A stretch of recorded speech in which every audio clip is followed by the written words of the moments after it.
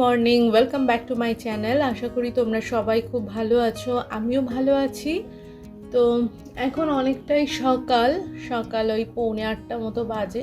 সকালবেলাতে বাসি কাজকর্ম করে স্নানটা করে চলে এসেছি। হ্যাঁ, পুজোটাও সারা হয়ে গেছে। তো আজকের ব্লগের টাইটেল দেখে তো তোমরা বুঝতে পেরেছো যে ব্লগটা কী ধরনের হতে পারে। আমরা গৃহিণীরা প্রত্যেক দিনই তো পরিষ্কার পরিচ্ছন্নের কাজ করি, যে যাতে ঘরদোরগুলো গোছানো থাকে। কিন্তু কিছু কিছু জিনিস আছে যেগুলো হয়তো, যেমন ধরো ফ্যান, এসি, এগুলো তো আমরা ডেইলি পরিষ্কার করতে পারি না। তো তার জন্য সপ্তাহে একটা দিন আমি রাখি যে এই টাইপের জিনিসগুলো আমরা পরিষ্কার করতে পারি। তো উইকলি ক্লিনিং, তো ফ্যানটা পরিষ্কার করলাম, এসি, দুটো ঘরের এসি পরিষ্কার করছি, তারপরে ওয়াশিং মেশিন, ডিশ ওয়াশার, আরও কিছু কিছু অ্যাপ্লায়েন্সেস আছে যেগুলো আমরা তো ডেলি ক্লিনিংয়ের মধ্যে রাখি না। এগুলো সপ্তাহে একদিন বা 15 দিনে একদিন পরিষ্কার করে থাকি। তো সেটা নিয়েই আজকের ব্লগটা হতে চলেছে। আশা করি তোমাদের আজকের ব্লগটা ভালো লাগবে। পুজো সেরে ঘরে এসে তোমাদের সাথে তো কথা বললাম, তারপরে চলে এসেছি রান্নাঘরে। আগে এসে কাউন্টার টপটা ভালো করে মুছে পরিষ্কার করে নিয়েছি। এক কেটলি গরম জল করে নিজেরা 3 জনে খেয়েছি। আজকে আর ডিটক্স ওয়াটার খাইনি। প্রত্যেক দিন একই জিনিস আমি খাই না, মাঝে মধ্যে এক আধ দিন বাদও দিই। তারপরে ডিশওয়াশারটা খালি করেছি। ডিশওয়াশারটা খালি করে বাসনপত্রগুলো জায়গায় গুছিয়ে আগে তুলে নিয়েছি। না হলে ছোট রান্নাঘর তো, কাউন্টার টপের ওপরে যদি বাসনপত্র ছড়ানো থাকে কাজ করতে অসুবিধা হয়।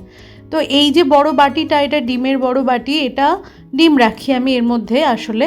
তো এই বাটিটা মাজতে দেওয়া ছিল, তো এই বাটিটাও মেজে ঘষে পরিষ্কার করে নেওয়ার পরে ডিমের ক্রেটটা খালি করে নিলাম। আর সাদা তেলের কন্টেনারটাও মাজতে দিয়েছিলাম, সেটাও পরিষ্কার হয়ে গেছে। সাদা তেলটাও রিফিল করে নিলাম। এবারে জলখাবারটা বানাবো। আজকে বানাচ্ছি আটার চিলা। তো তার মধ্যে একটুখানি গাজর দেব, কাঁচা লঙ্কা আর পেঁয়াজ।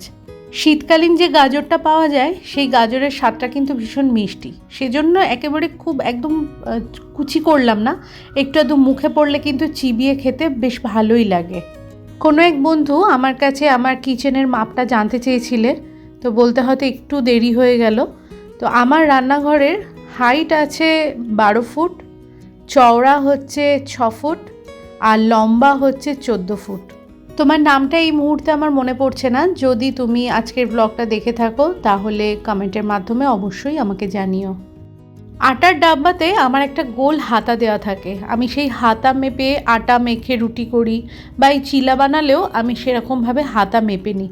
2 হাতা মতো আটা নিয়েছি, তার মধ্যে ওই গাজর, কাঁচা লঙ্কা, পেঁয়াজ কুচি তো দেবই।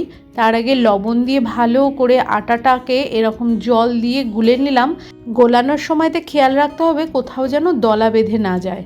তার মধ্যে একটা ডিম ফাটিয়ে দিলাম, আর দেব সামান্য পরিমাণে সাদা জিরে, সামান্য একটু হলুদও দিয়েছি, তাতে একটুখানি হলদেটে মতো রঙটা আসে। আর ডিম দেয়াতে হালকা একটুখানি মচমচে ভাবও থাকে। একঘেয়ে রুটি সবজি খাওয়ার থেকে মাঝে মধ্যে এরকম সবজি দিয়ে আটার চিলা কিন্তু ভালোই লাগে। আর শীতকালে যে কোনো ধরনের খাবার যদি একটু ঘুরিয়ে ফিরিয়ে খাওয়া যায় তবে তো মন্দ হয় না। সকালবেলার সময়তে এরকম ধরনের খাবার বানাতে একটু হাতে সময় থাকলে পরেই ব্যাস, আর কোনো অসুবিধা নেই। এই মুহূর্তে আমাদের 3 জনেরই জলখাবার খাওয়া কমপ্লিট হয়ে গেছে। আমি চলে এসেছি প্রত্যেক দিনের মতো ঘরদোরগুলো গোছাতে। মাম্মাম নিজের ঘরে রয়েছে, নয় পড়ছে নয় নিজের কোনো কাজে ব্যস্ত, কারণ ওর তো এক্সাম চলছে সে কারণে। আর ওই ঘরে আমি এই সময়তে ভিডিও শ্যুটটা করি না, ও পরীক্ষা দিতে বেরিয়ে গেলে তারপরেই যদি সম্ভব হয় তখন করি। তো এই যে উইকলি ক্লিনিংয়ের কথা তোমাদের সাথে আমি শেয়ার করছিলাম, তো সেই ক্ষেত্রে কিন্তু 2 ঘরের 2 পাখা পরিষ্কার করি আমি উইকলি ক্লিনিংয়ের ক্ষেত্রে। আজকে আমি সেটা দেখালাম না, কারণ মাম্মামের ঘরে আমি কোনো কাজ করলাম না। ও ঘুম থেকে উঠে নিজের বিছানাপত্র গুছিয়ে আমি খালি ওই ঘরে সকালবেলা পুজোটা সেরেছি। বাকি ওই বিছানার মধ্যে বই খাতা ছড়ানো, টেবিলে বই খাতা ছড়ানো ওর মতো রয়েছে। তো উইকলি ক্লিনিংয়ের ক্ষেত্রে আমি কি কাজ করি সেটা মামামের ঘরের ক্ষেত্রে আমি সেটা বলে দেবো। আমি যেমন এখানে ঘরে পাখাটা পরিষ্কার করলাম, মামামের ঘরে ফ্যানটাও পরিষ্কার করি, এসিটা পরিষ্কার করি। সেটা 2 রুমের 2 এসি আমি পরিষ্কার করে নিই সপ্তাহে 1 দিন। তো সপ্তাহে 1 দিন করে যদি আমরা কিছুটা কাজ কমপ্লিট করি তাহলে কিন্তু ডিপ ক্লিনিংয়ের ক্ষেত্রে কোনো রকম কোনো কষ্ট হয় না। আর যেদিন আমি পাখা পরিষ্কার করি সেদিন কিন্তু আমি বিছানার ওপরে যে চাদরটা সেটাও বদলে ফেলি। সকালবেলাতে ঘুম থেকে উঠে আমি ঘর থেকে বেরোবার সময়তে কিন্তু বিছানার ওপরে চাদরটা একদম পেতে দিয়ে বেরোই। হ্যাঁ, তখন বিছানা ঝাড়া হয় না কিংবা চাদরটাও হয়তো সঠিকভাবে টান করে পাতা হয় না, সেটা আমি ওই জলখাবার খাবার পরে একবার ভালো করে নিই। কারণ সকালবেলাতে ঘুম থেকে উঠে ঘর থেকে বেরিয়ে যাব, বিছানাটা অগোছালো থাকবে, ওটা আমার একদমই ভালো লাগে না। বাবু যদি শুয়ে থাকলো সেটা আলাদা ব্যাপার, কিন্তু ও যদি উঠে যেয়ে থাকে তাহলে আমি এইটুকুনি কাজ করে নিই। আমি ফ্যানটা পরিষ্কার করে বিছানার চাদরটা বদলে ফেললাম। আর বিছানার চাদর আমি শীতকালে সপ্তাহে একদিন বদলালে গরমকালে 2 দিন করে বদলাই।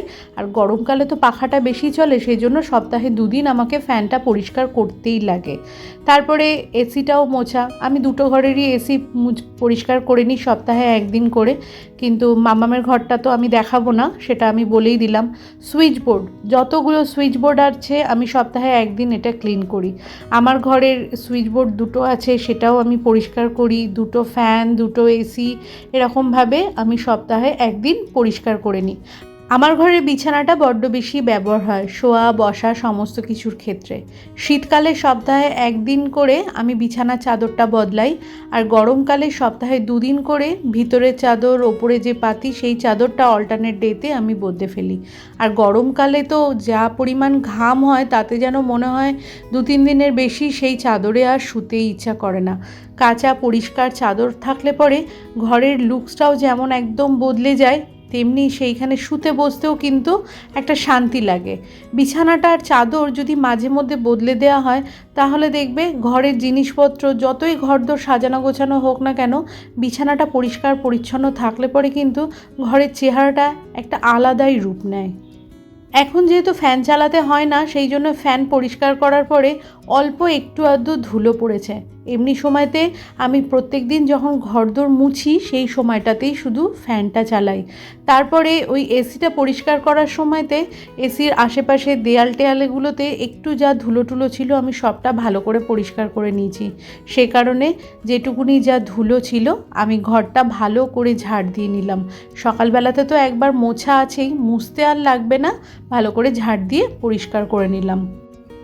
দরজার কোণাতে অল্প একটু আধটু ধুলো থেকে গেলে সেইটুকুনি আমি ওই ঝাঁটা দিয়ে ঝাড় দিয়ে সিঁড়িতে ফেলি, তাই সিঁড়িটা একবার ঝাড় দিয়ে নিলাম। আমার সিঁড়িতে দুটো দরজা আছে, একটা এই স্লাইডিংয়ের গ্লাস ডোর আর একটা গ্রিলের দরজা আছে। গ্রিলটা যেহেতু কালো রং করা, 2-3 দিন অন্তর অন্তর এই দরজা দেখলে পরে মনে হয় যেন কত বছর পরিষ্কার করা হয়নি। কিন্তু তা হলে পরেও আমি ওই সপ্তাহে একটা দিন ওই দরজাটা পরিষ্কার করি। স্লাইডিংয়ের দরজাটা কলিন স্প্রে করে ভালো করে মুছে পরিষ্কার করে নিলাম। দরজাটার হাইটটা অনেক বেশি, সেই জন্য আমি নিচে দাঁড়িয়ে ওপর পোর্শনটা মুছে পরিষ্কার করতে পারি না। 2 ভাগে পরিষ্কার করি, কিছুটা নিচে দাঁড়িয়ে করি, আবার কিছুটা সিঁড়ির ওপরে দাঁড়িয়ে আমি মুছে ভালো করে পরিষ্কার করে নিলাম। আর এই যে ডাস্টারটা দিয়ে আমি মুছছিলাম, সেই ডাস্টারটা আবার ভালো করে ভিজিয়ে নিয়ে কালো দরজাটা মুছে পরিষ্কার করে নিয়েছি। ওয়াশিং মেশিন আর ডিশওয়াশার এটাও কিন্তু সপ্তাহে একদিন আমি ভালো করে কলিন স্প্রে করে মুছে পরিষ্কার করে নিই। সাদা জিনিস আর ছাদে যেহেতু থাকে একটা ধুলোর আস্তরণ কিন্তু পড়েই যায়, যেটা হয়তো খালি চোখে ধরা পড়ে না। গ্রিন কালারের যে ডাস্টারটা দিয়ে আমি মুছছি, ডাস্টিং করার জন্য এরকম 2টো ডাস্টার আছে। একটা তো ভালো করে মুছে পরিষ্কার করার পরে ভিজিয়ে নিয়ে কালো গ্রিলটা মুছলাম, ওটা এবার কাচার জন্য দিয়ে দেবো। আর আরেকটা আমার আছে, দুটো সেম দেখতে, এখন সেটা দিয়ে কলিন স্প্রে করে আমি মুছে পরিষ্কার করে নিচ্ছি।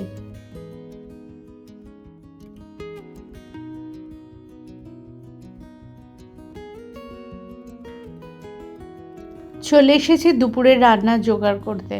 একদিকে ভাত বসিয়ে দিয়েছি, আর একদিকে বানাচ্ছি পাবদা মাছের তেল ঝাল।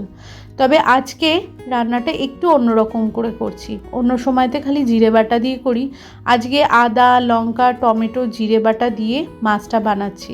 অপূর্ব হয়েছিল স্বাদে। বেগুনগুলোকে ভালো করে লবণ হলুদ মাখিয়ে ভালো করে ভেজে নিয়েছি। নেয়ার পরে হিঙের বড়ি ভাজলাম। ভেজে তোলার পরে বাটা মশলাটা ভালো করে তেলের মধ্যে কষিয়ে নিলাম। অন্যান্য সময়তে জিরে বাটা ঝোল করলে আমি কিন্তু মশলাটা খুব একটা ভাজি না, কিছু সময়তে কাঁচা মশলাও ব্যবহার করি। তোমরা যে সকল আমার নতুন বন্ধু আছো আর এই মুহূর্তে আমার এই ভিডিওটি দেখছো, আমার এই ভিডিওর কোথাও যদি কিছু ভালো লেগে থাকে তাহলে চ্যানেলটি সাবস্ক্রাইব করে তোমরা আমার পাশে থাকতে পারো। আর তোমরা যারা অলরেডি এই কাজটি করে ফেলেছো তোমাদের সকলকে জানাই অসংখ্য ধন্যবাদ। আমরা গৃহিণীরা সকাল থেকে রাত পর্যন্ত কতটা অক্লান্ত পরিশ্রমের দ্বারা এতটা সুন্দর করে সংসারটাকে সাজিয়ে গুছিয়ে রাখি, তাই না? সেই সকালে ঘুম থেকে ওঠার পর থেকে জলখাবার বানানো, ঘরদোর গোছানো, দুপুরের রান্নাবান্না, পরিবারের সকল সদস্যদের খেয়াল রাখা, ঘরদোরের জিনিসপত্র গুছিয়ে তোলা, বাজার আসলে মাছের বাজার, সবজি বাজার সবটা গুছিয়ে তোলা, কার কী প্রয়োজন সব দিকে খেয়াল রাখা। একা হাতে আমরা কত দিক সামলাই, তাই না? প্রত্যেকটা জিনিস আমরা নিখুঁতভাবে করার চেষ্টা করি, তবুও এক এক সময় একটু আধটু যদি ভুল হয়ে যায় তখন কিন্তু কথা শোনাতেও কেউ ছাড়ে না। অনেকের মতে আমরা তো ঘরেই থাকি, এমন কী বা কাজ করি।